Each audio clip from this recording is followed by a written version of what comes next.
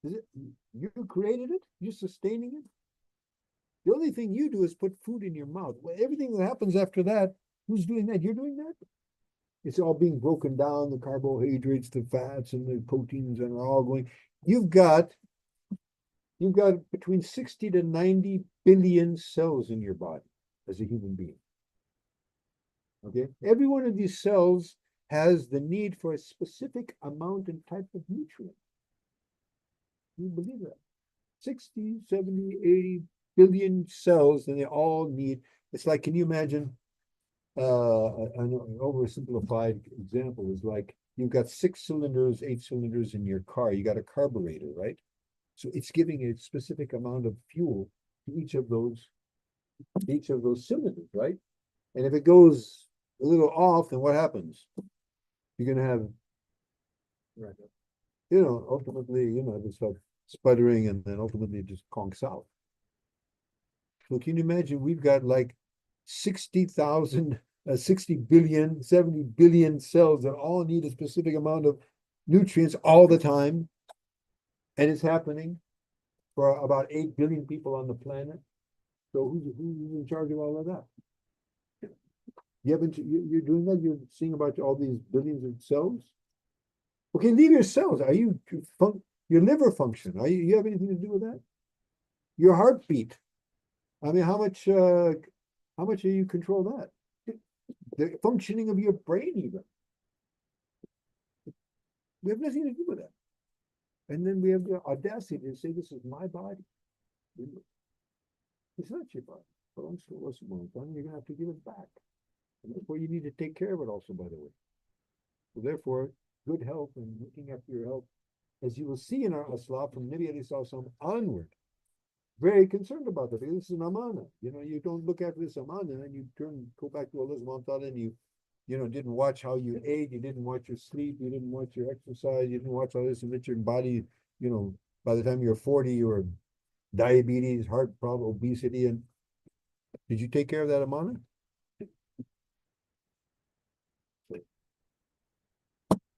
So these are all, so all of this is what? It's all teaching us how to be charitable. Zakat is not my money. My money, I earned it. It's all belongs to Allah. Lillahi ma fis samawati wa ma fil ard. Belongs to Allah. It's amana in our pocket. We're gonna have to give an account. Min aina iktasabta wa ala ma anfaqta. Where did you get it? Where did you spend it?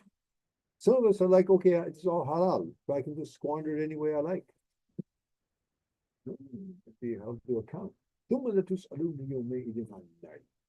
be asked about this naim, the good things, the comforts that you were enjoying. One time, he goes out of his house and he's got a stone on his butt, and he meets Abu Bakr radiallahu anhu, Umar. They're all starving. They go to Abu Ayyub radiallahu anhu. He brings some dates, and then he slaughters a goat and gives them simple. Maybe this is the naim that we're going to be asked about. If we're starving, and just because we're going to be asked about this, it doesn't mean you're going to be asked about, you're going to be punished. But were you grateful for that? Look at all this naim that we live in. And are we grateful? Are we showing gratitude for that? Shukr. What is shukr, by the way? That's something we hear all the time. Allahumma laka alhamdu wa laka ashukr. What is shukr? What is the difference between hamd and shukr? Hamd is praise.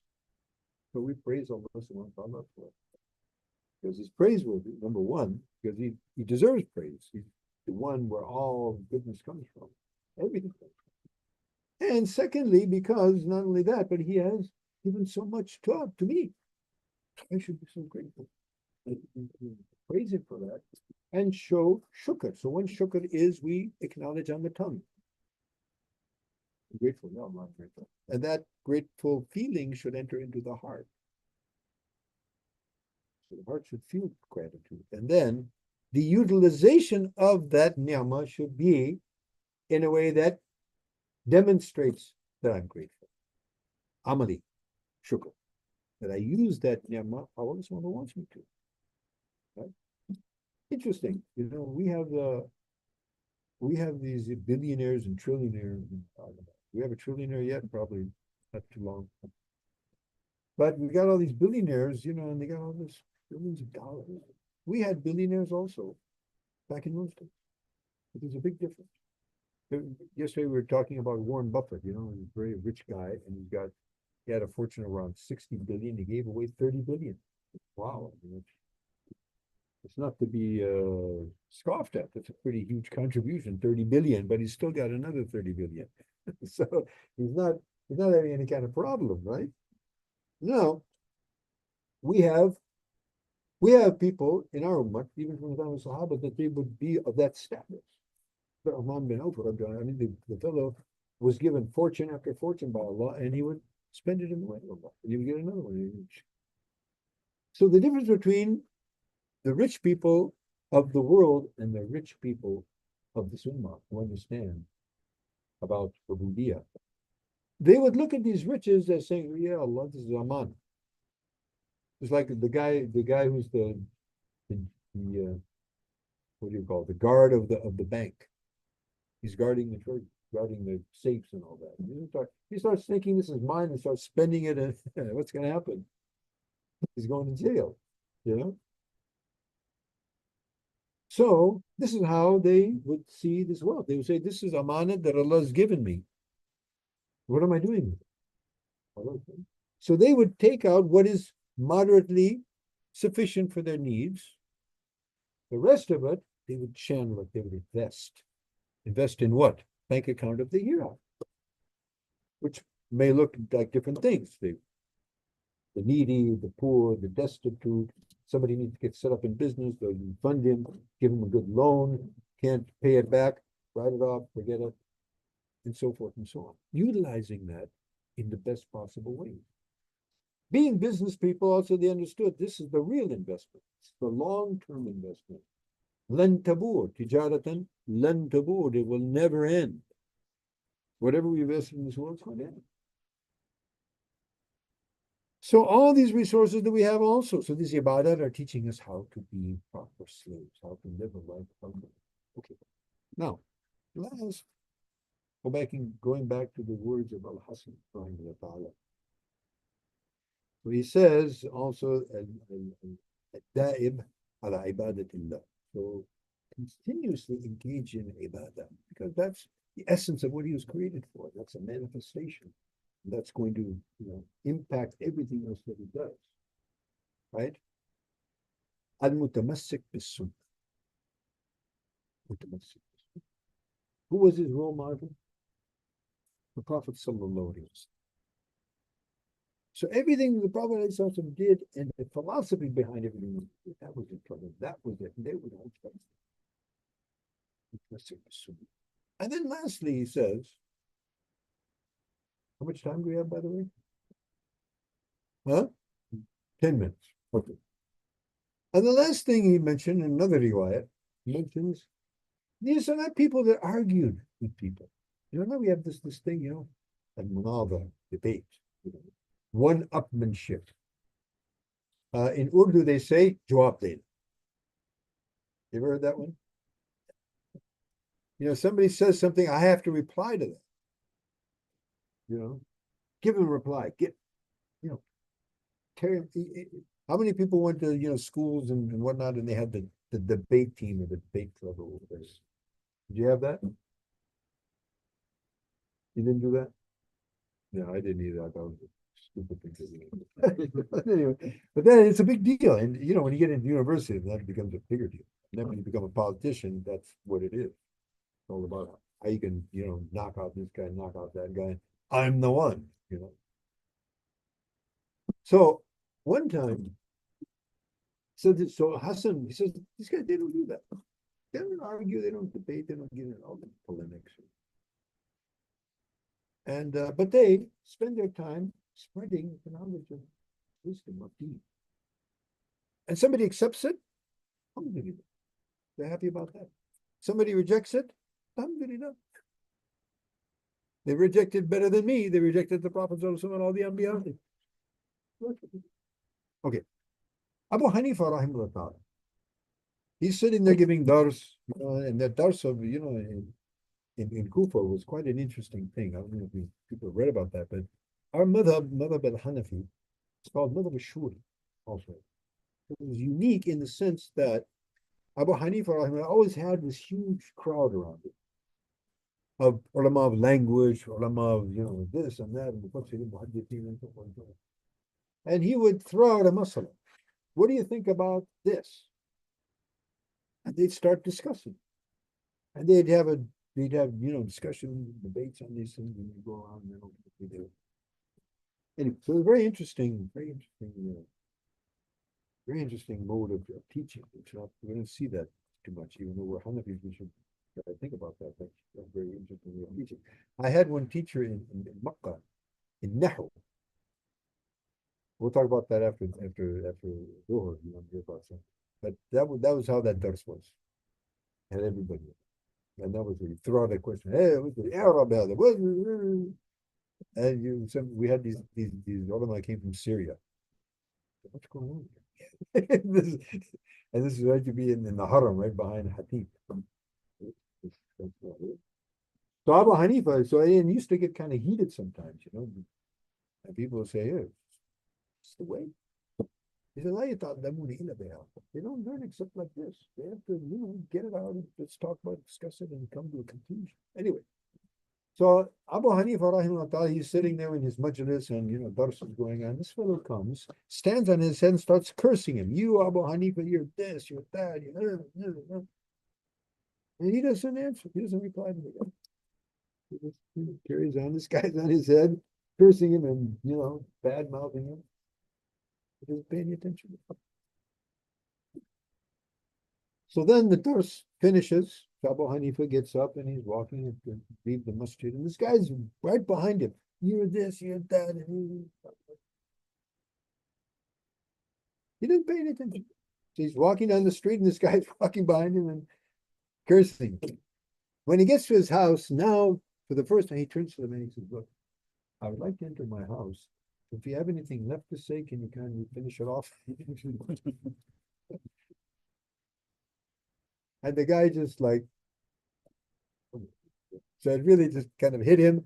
And okay, excuse me, really. Well, the point is that, that was how. So one time, Abu Hanifa, he had his son. He saw him debating with something. No, so said, yeah, but oh my father, you're telling me I saw you debating all these, Imam Abu Hanifa used to, when he used to go to Medina, he used to go for Hajj, every year. He would go to Medina and he would meet Imam Malik and they would sit all night long discussing and they would debate. They would discuss different styles. He said, yeah, oh my father, you're telling me that's what that's pretty much what you do. I mean, you do that all the time. He said, yeah, but there's a difference. And this is in Arabic, it's so beautiful. It says, كنا نناظر خوفا أن تزل قدم صاحبنا وأنتم تناظرون حبا لتزل قدم صاحبكم. He said, we used to have debates and discussions in such a way that we would have fear that may not the foot of my opponent slip. In other words, I don't want to nobody should be disgraced. Nobody should be, judged. Now we haven't seen, I shouldn't be judged. No, they just wanted to arrive at what is haq. They don't care. It comes on my tongue, it comes on his tongue. We don't care. We're just trying to get to the truth. We're trying to get to the essence of the matter here. That's how we do it. That's how we used to do it. You guys, you're making this debate and you want to see the guy's foot slip. In other words, it's about me. It's about nafs. I should beat you. That's why these debate teams, they don't even, it's not like, these guys are, this is what they think, this is their fault. Just give them any topic. Okay, you take this one, you take that one. Okay, you got to prove that he's wrong and you're right. Oh, okay, so how do we do that? It's like going into the court.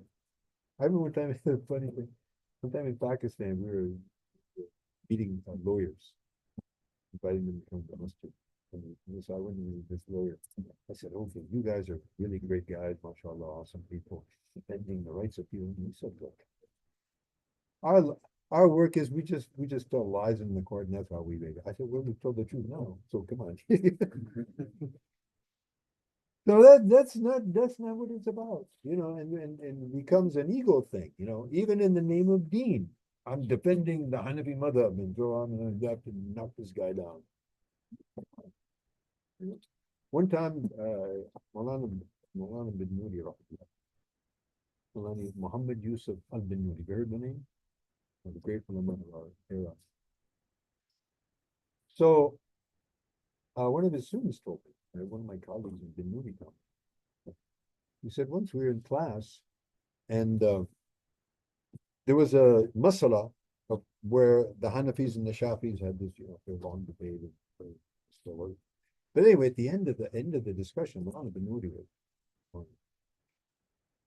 So this student said, Maulana, if Imam Shafi would have been here and he heard what you just said, he would have left his madhab and agreed with you. Maulana got furious. Shut up, you idiot. What are you talking? Maulana was a Pathan. He couldn't tolerate nonsense. Uskut ya ahmaq. If Imam Shafi was in this room, I couldn't lift my eyes and look him in the face, much less say anything. Are you kidding me? These are polemics that we, for the sake of learning tafakkur, for our tamreen exercise, we talk about these things. Otherwise, we're not mujtahidin. So the last thing he mentions, we're not in it so that we can, I'm getting all this knowledge, so I'm going to get out there and I'm going to debate everybody. I'll challenge this guy on YouTube. I'll get on the podcast with him and I'll knock him out. If you want to knock out somebody, knock out your nafs, knock out shaitan, and then go to the external enemy and work on them. You don't need to be knocking out other people and say la ilaha illallah, trying to see how we join the hearts and the minds and the ummah together. We don't need to do all that. Right?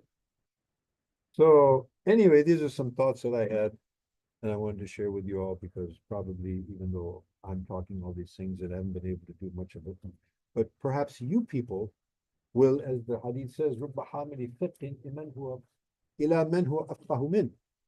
Somebody's carrying some knowledge which they don't really understand or haven't been able to apply, so maybe people that they carry it to, they will pick it up and they'll actually do it and they'll put it back. So in those hopes, I said what I had to say. If there was any fair, that's from Allah subhanahu wa ta'ala. Otherwise, it's from me. Any questions or anything like that? Sure, we don't have time for that.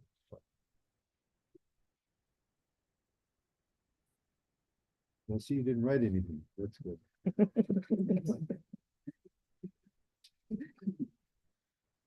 If there was anything worthwhile, then it would be impacted on your mind and heart. Do like a 10-minute Q&A, we can do that. Okay. And a disclaimer before we get into that is that I may not have any answer for you, but no, I have no issue about asking. I don't guarantee I have any satisfactory reply. Yeah. Any question? Yeah. Shaykh, in addition to prioritizing halal food, how do we also, in addition to prioritizing that our food is halal, how do we also make sure that it's tayyib for us? What do you think?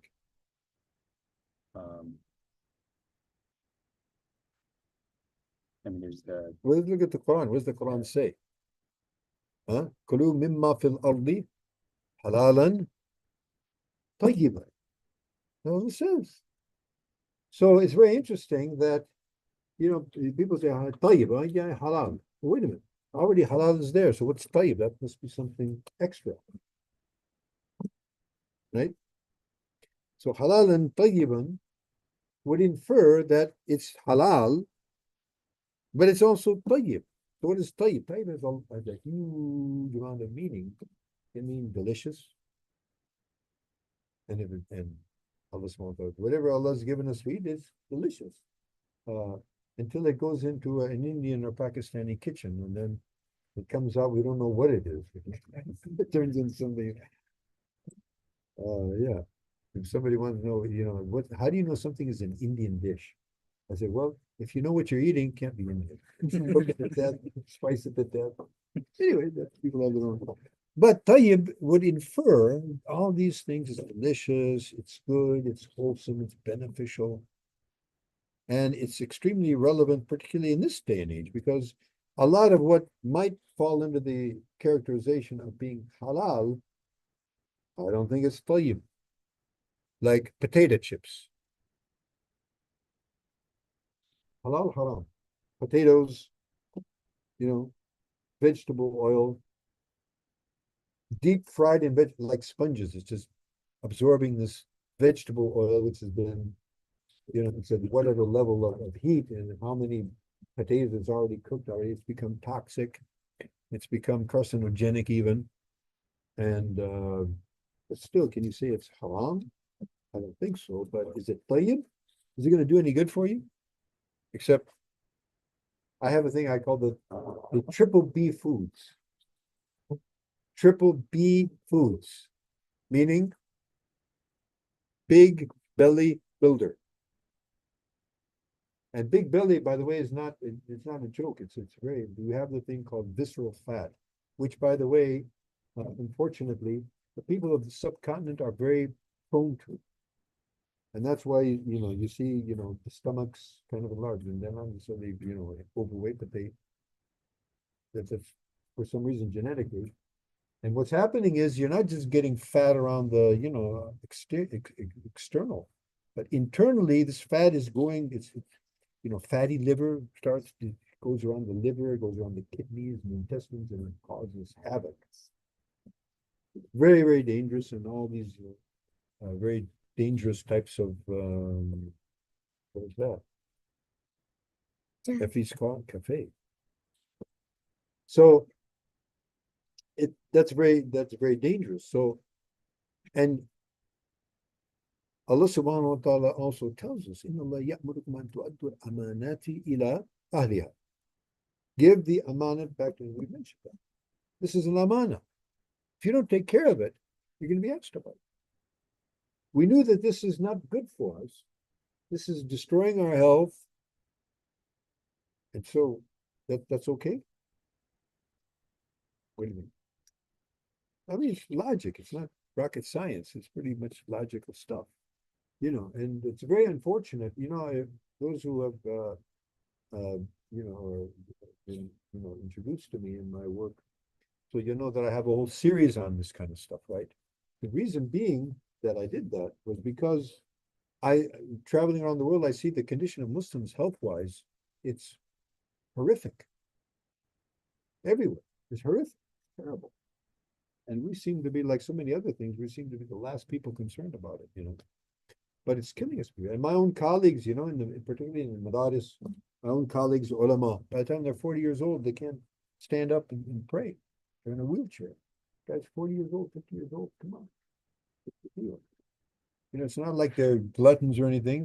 There's no exercise. There's no activity. There's activity day and night in books. You're going to have a problem. There's no exercise. If there's no, and then the diet is also totally incognate. White rice and what have you. And so they end up with diabetes. They end up with heart disease. They end up with arthritis. And this person we have so much, we're so much in need of their knowledge, and health-wise, they're finished long before their time. But as far as possible, we need to look at that. We see from the Hadi of Rasulullah that he was very concerned about that. He's very helpful. Sahaba were like that. Tabi'in like that. Our ulama were like that. You read Ibn Qayyim al-Jawziyya rahimahullah, Tib al-Nabawi. You read in that to see what he has. Amazing stuff. Light years ahead of these holistic practitioners that you read about today. Amazing stuff. And he talks about from Sunnah, from Quran, from Sunnah, from Asbab. Amazing stuff. So yeah, for sure. This is something, as students of religion, we should be all the more than anybody else. And some of our places, like some of our ulama and some of our, are starting to wake up to these things. Yeah, stuff. And it's generally, unfortunately, it's generally converts like me, like us. like Sheikh Hamza is also, concerned about that. People in Zaytuna, they're really interested in that kind of stuff. And so, but our, particularly our Desi crowd, sorry folks, but it's, I'll have to call, try and do something about that. And you can just tweak the stuff. It doesn't mean, so it doesn't mean no biryani, no nahari, no halima, no halim. No, you just tweak it a bit. You can make biryani, you can make it with brown rice. And it's actually very tasty. The white rice, it doesn't have any taste, actually. It's just a texture. It doesn't really have any taste. Brown rice has got 7 layers of skin. All that good stuff is in that skin. And the germ, every grain has a piece of the germ. All the fatty acids are in there. Your vitamin A, D, and all that good stuff. That gets polished off, and that goes to the animals. The animals, mashallah, they're doing fine. The poor guy, he just gets this white nothing carbohydrate, and he's got this big belly, and that's about it. So naturally, because if we're going to live a life of ubudiyah, is that strenuous? Does that take energy and vigor? It requires good health if you want to do it right. If you're sick, you got arthritis, you got diabetes, you got heart problems, you're obese. Is that going to be easy to do? Not only that, we are encouraged to compete in ubudiyah. Sabiqu, sari'u, walidhalika falyatanafisun. So how are we going to compete? You see people in sports, they're in good shape because they're competing. They want to win. So yes, it's my opinion, my estimation, it's very important. And not for the reasons that the common people, the reason why they look like real sexy and all that. That's nonsense. That's nuts. We want to compete. We want to live up, as they say, live the best version of yourself, the best ubudiyah that we can do. And to do that, we should be in the best possible physical health that we can be to facilitate that. And for as long as we can possibly can. Right? And therefore, traditionally we used to have, I think still, between Asr and Maghrib and traditional ibadas, everybody had to, all students had to engage in sports. Must, not like you like it, you have to. Because if you don't have some exercise activity, there's going to be a lot of problems. Among them, the deterioration of your health. Okay. If you don't use up that energy somewhere, you're going to try and use it in maybe other places which are not appropriate. But therefore, all of these things are all components that we need to balance. Did I answer your question? No. Got one more. Yeah. Anything else?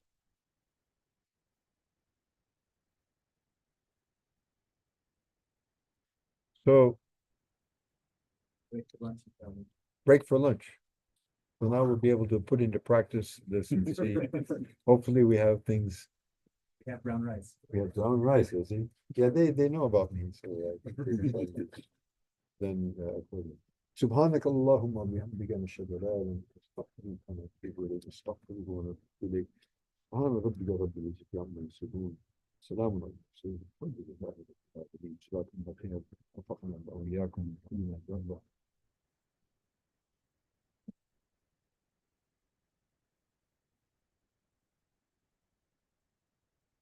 If we're going to eat, then this is not really appropriate this time, so we can just keep it. And we'll keep it for later. We'll warm it up.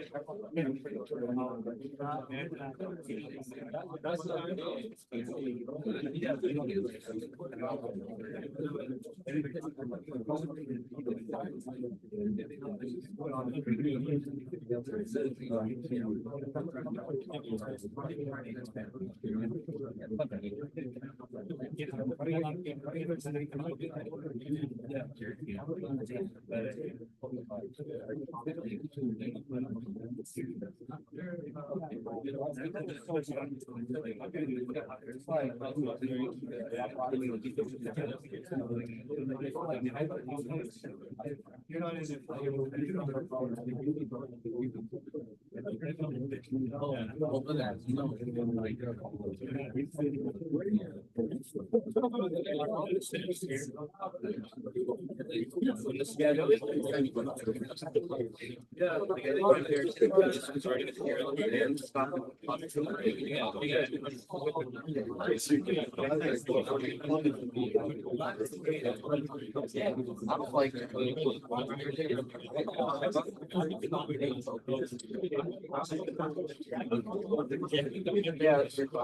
try to do everything. A lot of stuff now is robotic.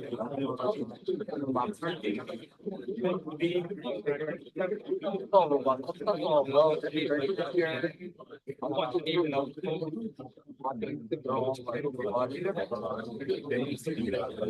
Plastic surgery now. Like anything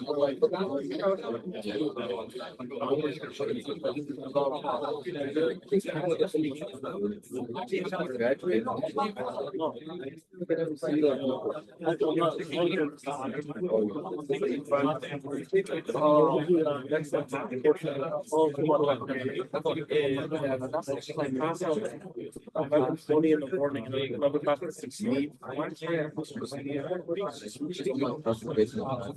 how would that be possible? That's the problem. Like, I'm looking at it, right? It was either Tuesday or Thursday.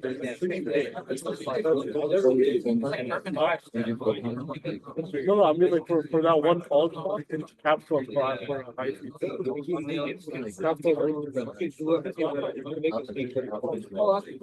The other classes were in the morning. They didn't have one in the morning. You know, I'm just like Tuesday, I'm there from like morning to for like 2 classes. Always that one I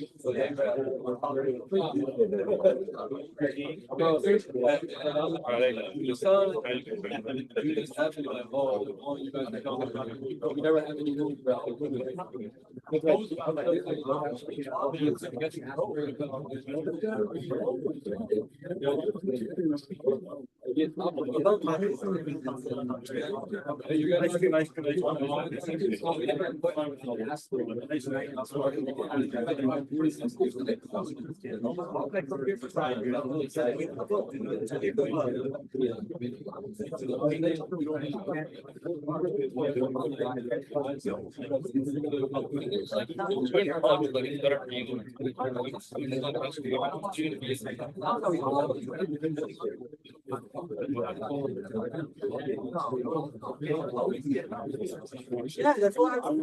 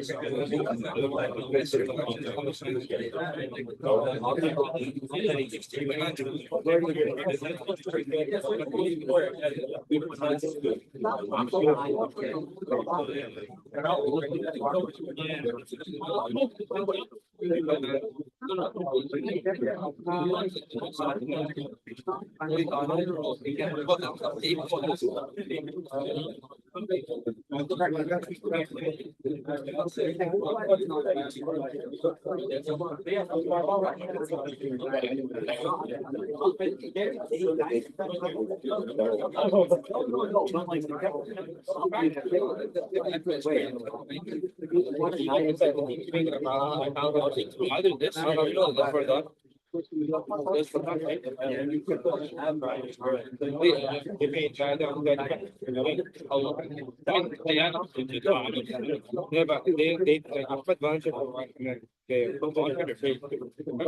volunteer there or he volunteered for 1 year and then for 1 year. I don't think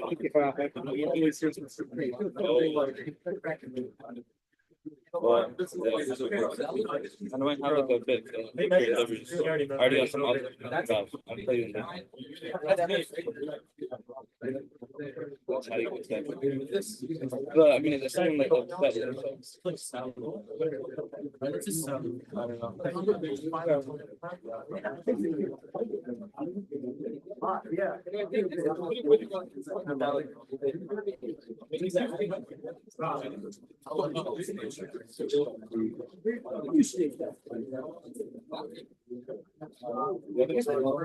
Yeah, I'll be talking right now. If you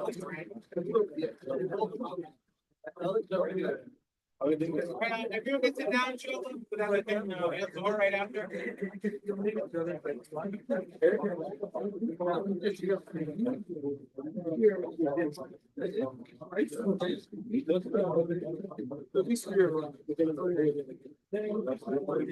No, why not check this? No, let's do some next one.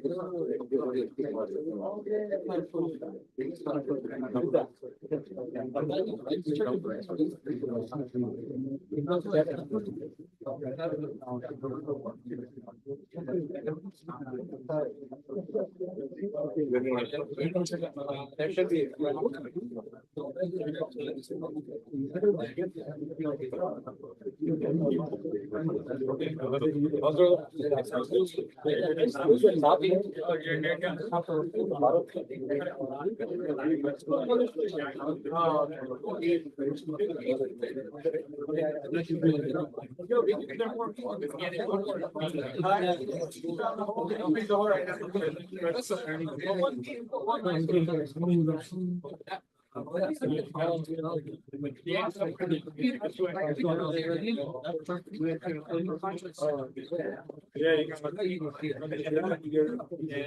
I saw you first.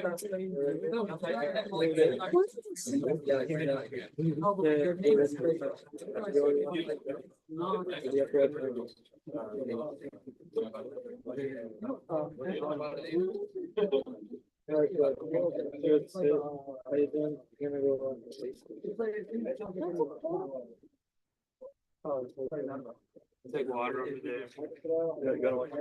You want to watch it? Just record listening.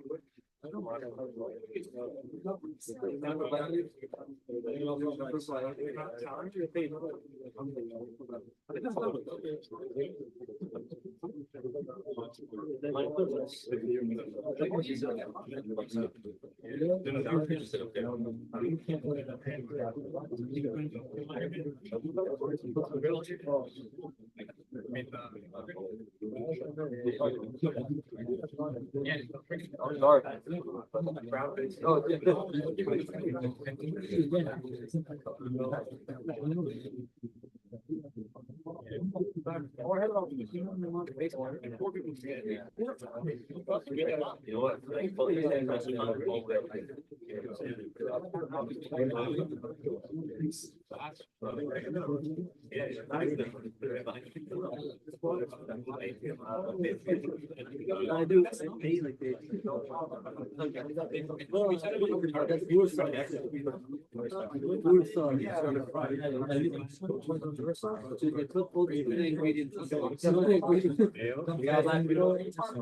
They got something there. Yeah, always.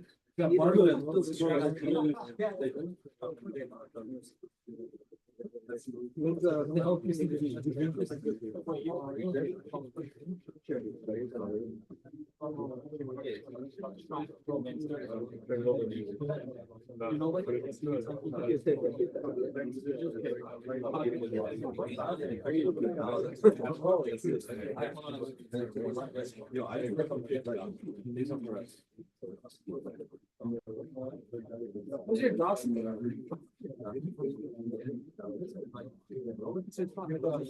No, no, that's what I'm saying. Yeah.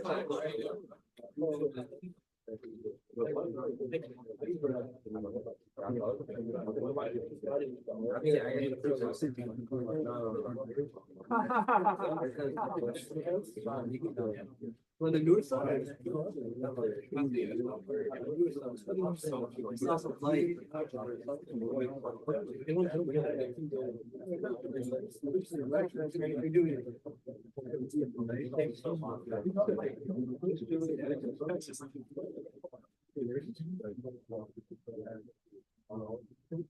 What is that?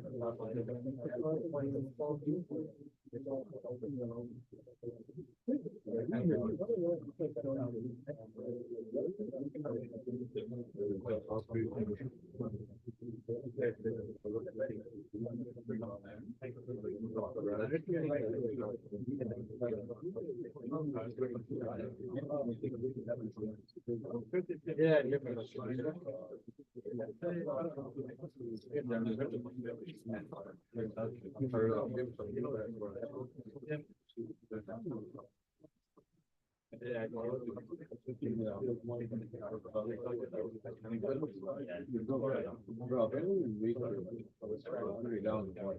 You wasted on it? No, not me. As a whole, for next. What about? Yeah, like, I feel like, to be honest, yeah, really.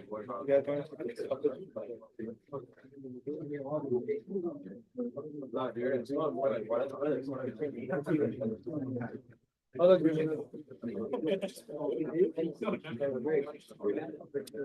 like they would like more than the water that is like left around, they like try using it in the plants and stuff. Well, it was saying like plants don't need like water, like rainwater. Bro, what are you guys?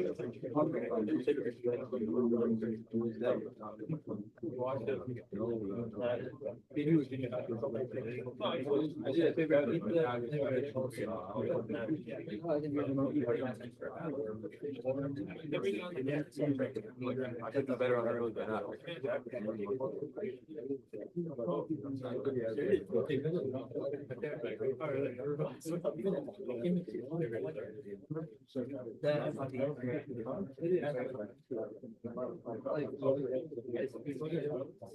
Tomato for the calories.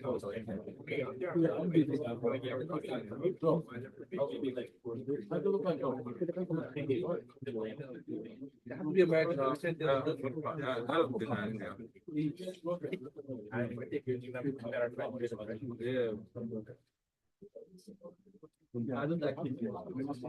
Wait, I didn't know. It's not too hard if it comes to me.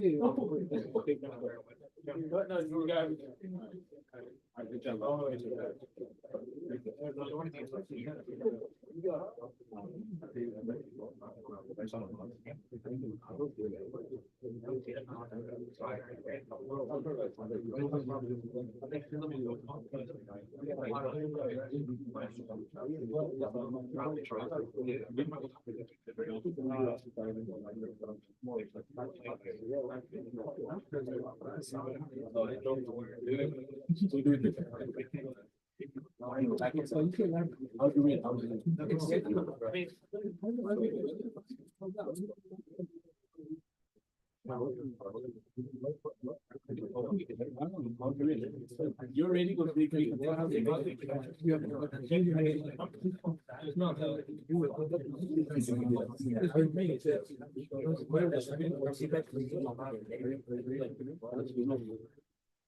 This is.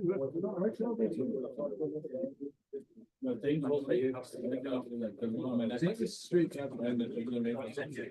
I say, I'm never jumping. That's what he wants to say, like, that was a key worst place to work, and he goes there. That's right. I know, I got the inside.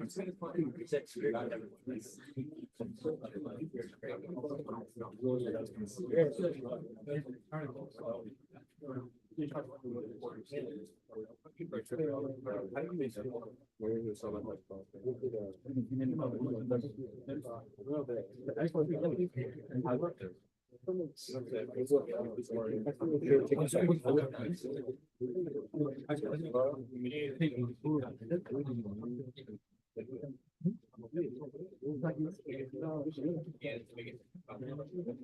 He's trying to get everything by putting up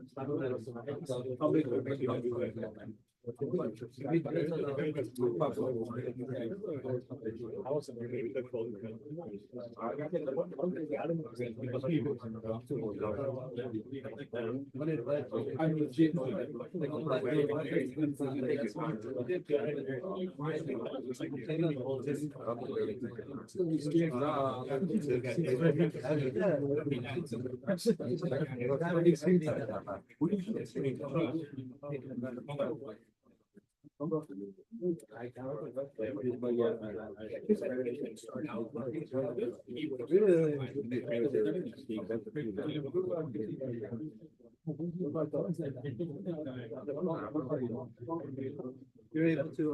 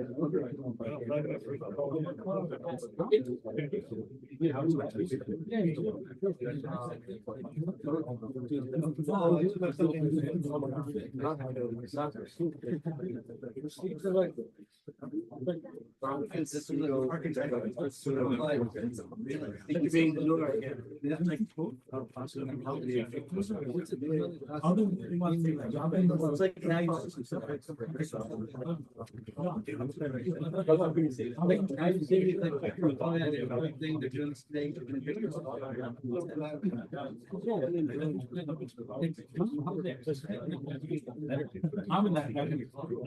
Still. Yeah.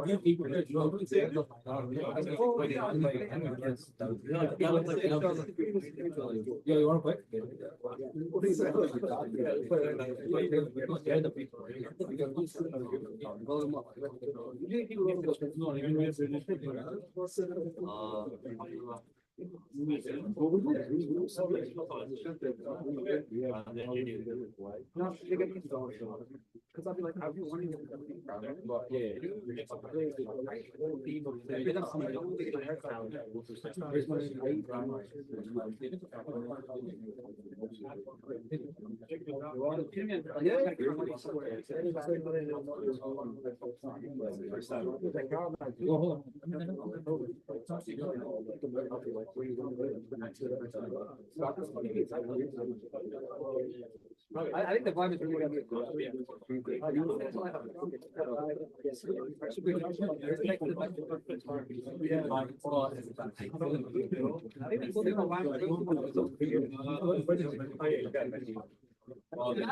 Saying to me, Like now I have to work.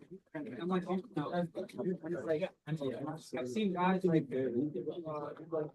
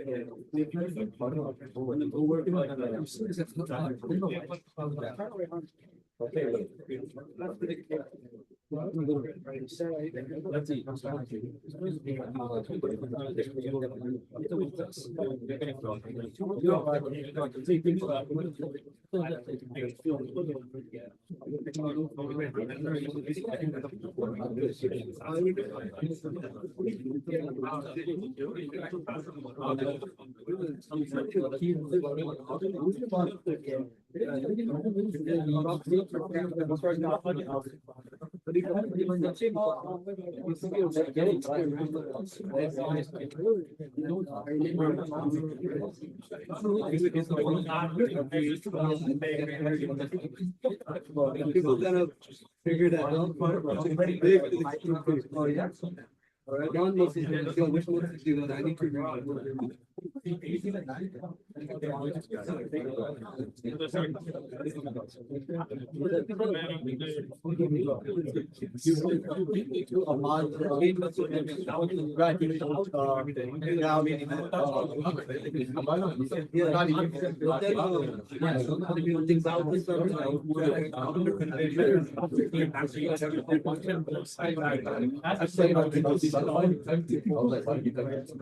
When you want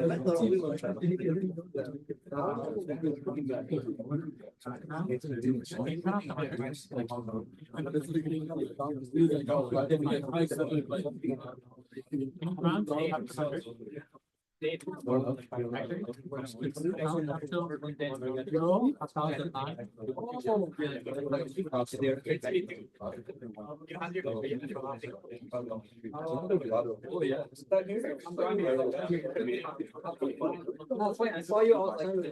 But I want to.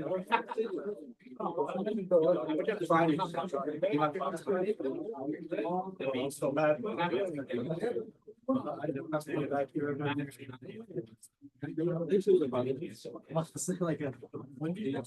Tuesday thing.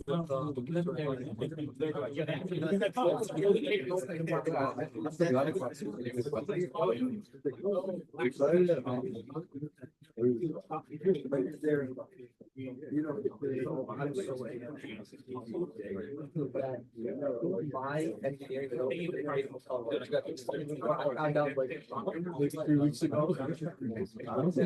I was like, no, yeah, it was good.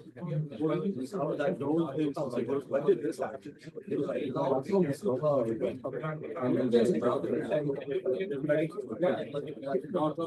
It's clear that you walk in, there's like,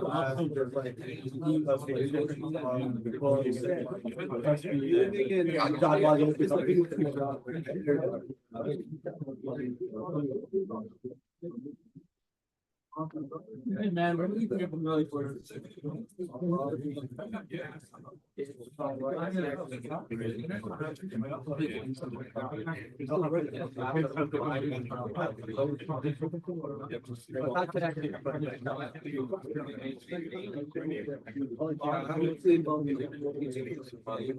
give it to you because I know you started getting more active. And now.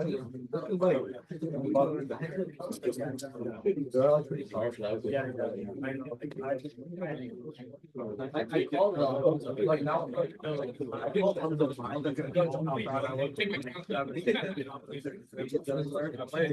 Don't expect you this week. Oh, yeah. He's out here too.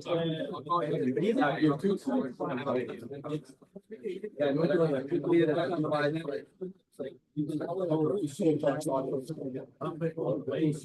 yeah. I was on. So,